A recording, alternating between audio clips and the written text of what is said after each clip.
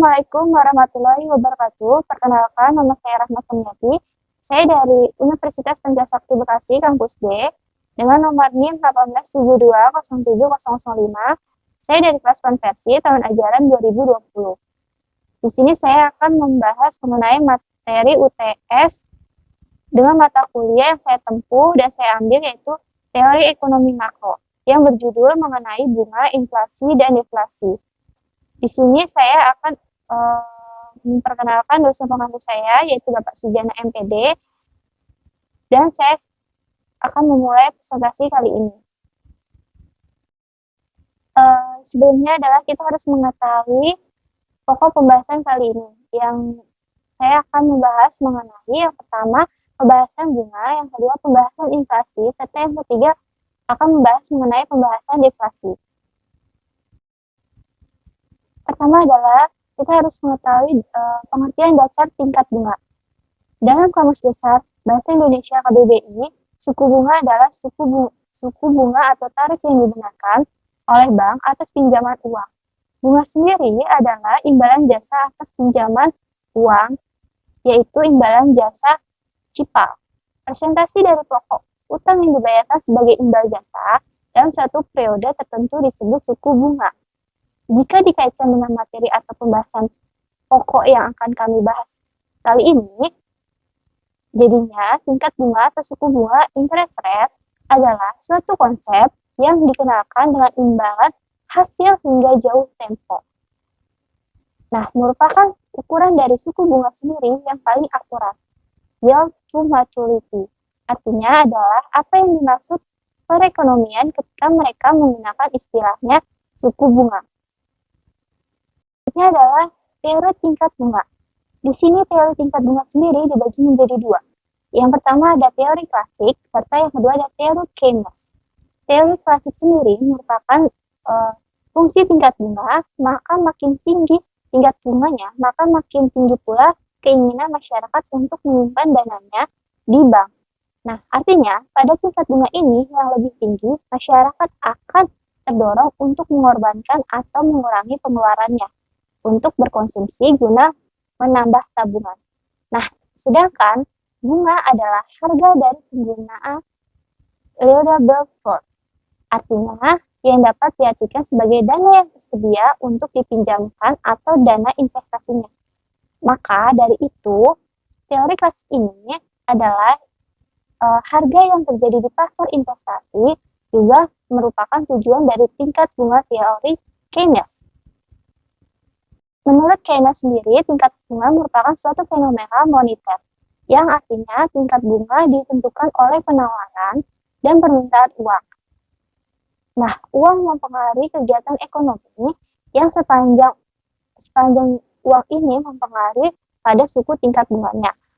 Dalam perubahan tingkat bunga akan mempengaruhi juga keinginan untuk mengadakan investasi dan dengan demikian akan mempengaruhi GNP, yaitu pendapatan nasionalnya. Teori Keynes ini juga mengatakan bahwasannya ada 3 motif. Mengapa orang menghendaki memegang uang tunai? Ketiga motif tersebut adalah transient motif, precautionary motif, dan spekulatif motif. Ini adalah yang kedua, pokok pembahasan kedua mengenai tentang inflasi. Apa sih inflasi sendiri? Inflasi adalah suatu gejala di mana tingkat harga umum mengalami kenaikan secara terus-menerus. Peristiwa dalam perekonomian ini diakibatkan karena terganggunya keseimbangan antara arus uang dan arus barang. Jadi, bila kenaikan terjadi hanya sekali, walaupun presentasinya cukup besar, belum dapat dikatakan sebagai inflasi, karena tidak mempunyai pengaruh lanjutan. Sebagai contoh, kenaikan harga menjelang bulan Ramadan ataupun hari-hari besar lainnya belum dapat dikatakan sebagai inflasi, karena tidak mempunyai pengaruh lebih lanjut. Kejadian seperti ini, kejadian di atas, istilahnya sebagai kenaikan tingkat harga dan setiap peristiwa yang cenderung mendorong naiknya tingkat harga tersebut sebagai gejolak inflasi. Sedangkan untuk tingkat presentasinya sendiri, kenaikan tingkat dari harga dan beberapa indeks harga dari suatu periode ke periode lainnya disebut dengan laju inflasi. Ada macam-macam inflasi. Yang pertama, dikategorikan sebagai berdasarkan tingkat kualitas parah atau tidaknya. Nah, di dalam ini ada beberapa lagi tingkatannya. Di sini saya kategorikan sebagai inflasi ringan, ada inflasi sedang, inflasi berat, serta inflasi liar. Untuk inflasi ringan sendiri adalah inflasi yang lajunya kurang dari 10% per tahun. Nah, inflasi seperti ini wajar terjadi pada negara yang berkembang yang selalu berada dalam proses pembangunannya. Lalu ada inflasi sedang. Inflasi sedang sendiri memiliki ciri yaitu lajunya berkisaran antara 10% sampai 30% per tahunnya. Tingkat sedang ini sudah mulai membahayakan kegiatan ekonomi. Oleh sebab itu, perlu diingat, laju inflasi ini secara nyata dapat kita lihat dari gerak kenaikan harga-harga barang, harga kebutuhan, dan harga lainnya. Pendapatan dari real masyarakat sendiri, terutama masyarakat yang berpenghasilan tetap seperti buruh, mulai turun dan kenaikan upah selalu lebih kecil bila dibandingkan dengan kenaikan harga. Lalu, ada inflasi berat. Nah, inflasi berat sendiri dikategorikan lajunya antara 30% sampai dengan 100%. Kenaikan harga yang sudah sulit dikendalikan ini akan memperburuk lagi oleh pelaku-pelaku ekonomi yang memanfaatkan keadaan untuk melakukan spekulasi. Lalu ada inflasi liar. Apa sih inflasi liar sendiri? Inflasi liar sendiri di sini lajunya sudah melebihi dari ambang batas yaitu 100% per tahun. Inflasi ini terjadi bila setiap harga-harga terus berubah dan meningkatkan sehingga orang tidak dapat menahan uang lebih lama disebabkan oleh nilai uang yang terus-menerus merosot. Disebut inflasi yang tidak terkendali. Kedua, ada inflasi berdasarkan penyebabnya. Di sini ada dua. Yang pertama, inflasi karena tarikan permintaan atau inflasi permintaan.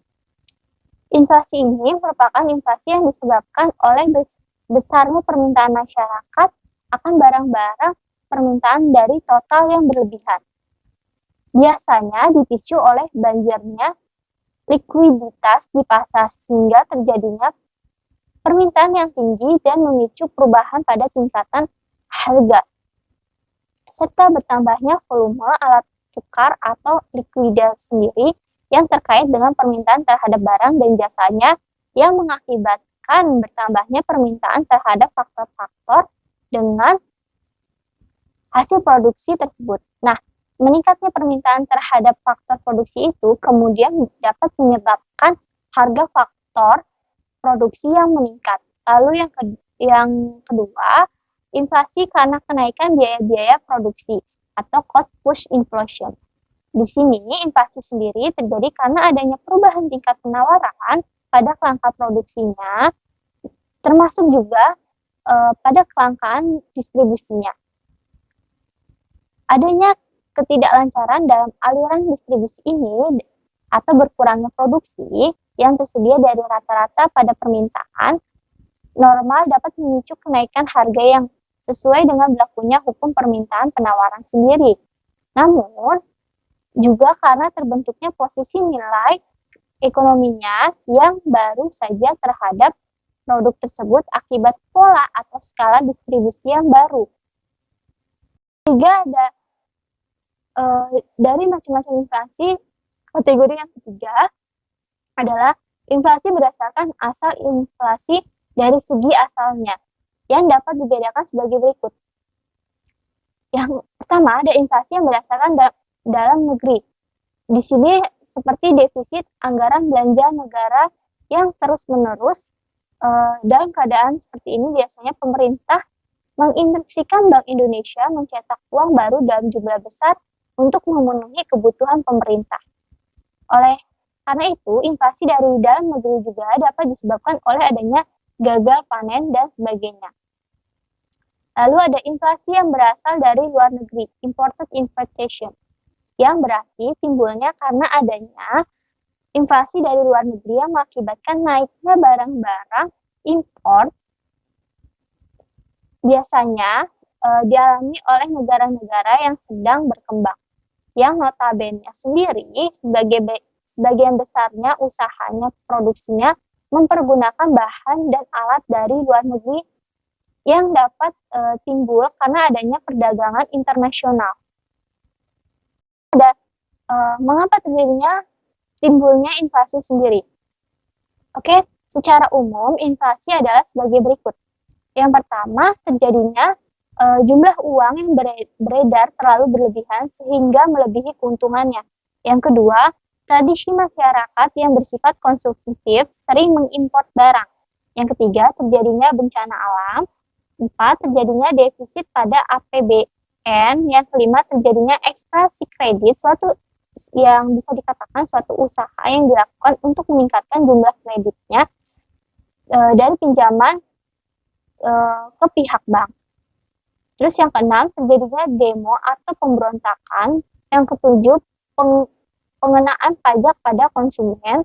Yang ke-8, terjadinya kenaikan harga BBM. Adapun cara untuk mengatasi inflasi sendiri. Yang pertama, berdasarkan kebijakan moneter.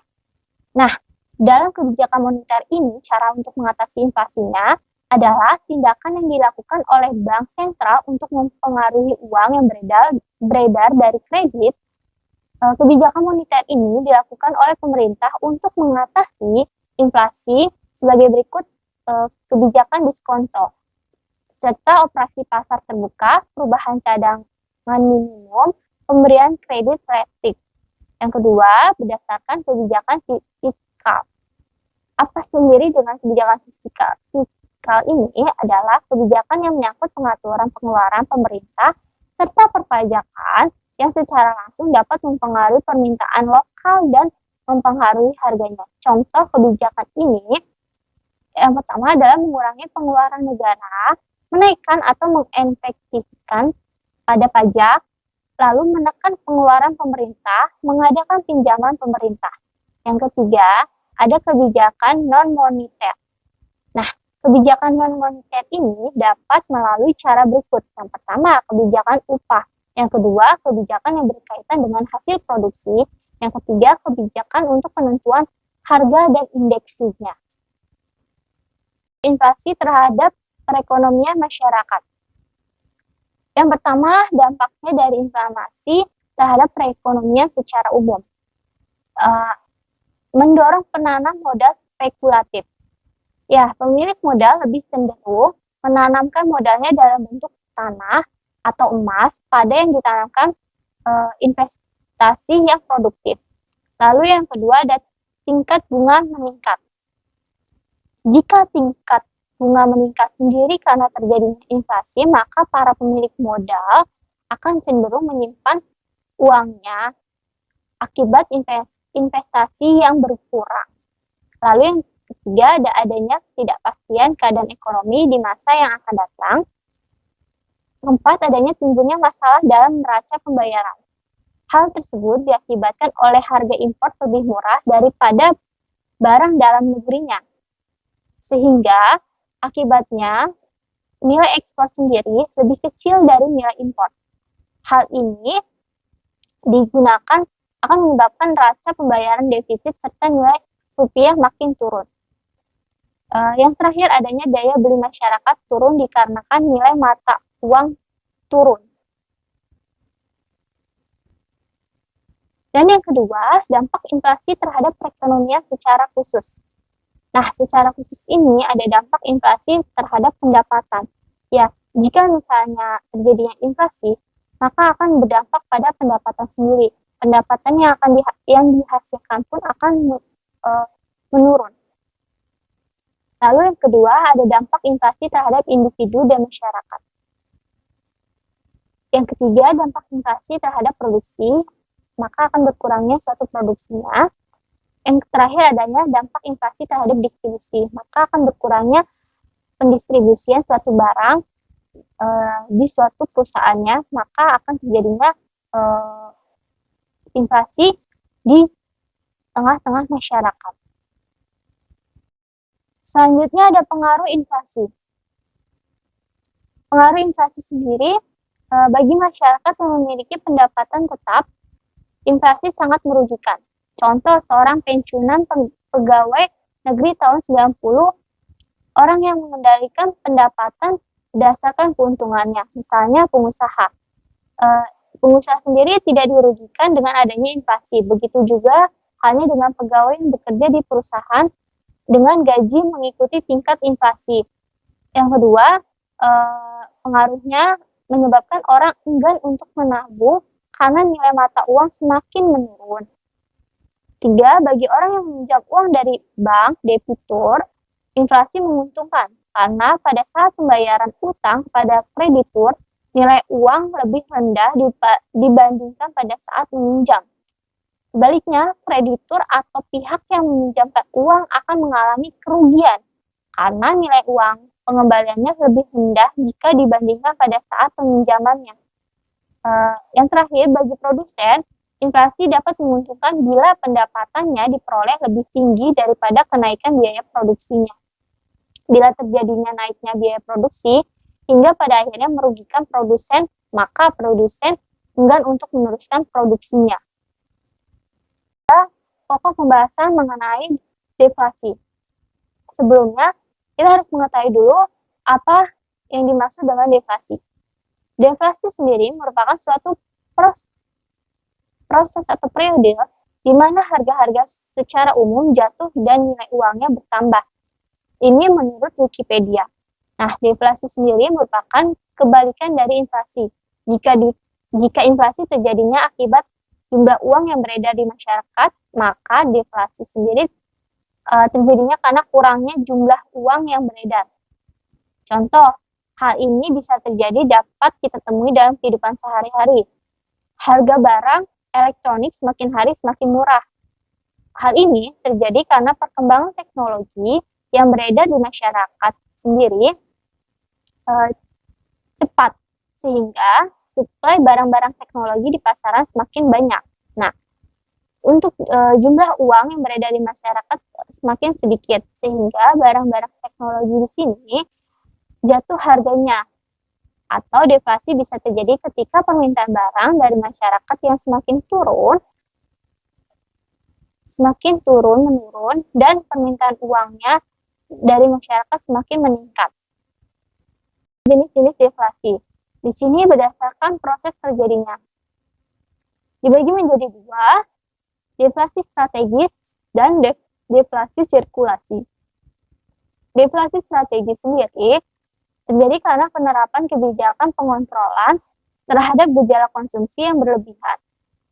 Biasanya, ini dapat guna mengatasi pada kenaikan harga pasar. Sedangkan deflasi sirkulasi sendiri terjadi pada saat transisi dari kesuksesan perekonomian menjadi kemerosotan perekonomiannya. Maka oleh karena itu, akibat dari ketidakseimbangan antara daya produksi dan konsumsinya, biasanya terjadinya penurunan harga pasar dalam resesi ekonominya. Maka daripada itu, kurangnya kebutuhan atau permintaan terhadap barang ekonomi yang berlebihan akan dikembalikan lagi kepada oleh demand pull inflation. Sekian materi dan presentasi mengenai ujian tengah semester yang saya berikan kali ini. Semoga apa yang saya sampaikan pada kesempatan kali ini dapat menambah wawasan dan ilmu bagi kita semua. Dan juga saya sebagai pembawa dalam materi kali ini, bila ada kesalahan dalam penyampaian bahasa dan kata-kata yang saya berikan, mohon maaf yang sebesar-besarnya. Kurang lebihnya, wassalamualaikum warahmatullahi wabarakatuh.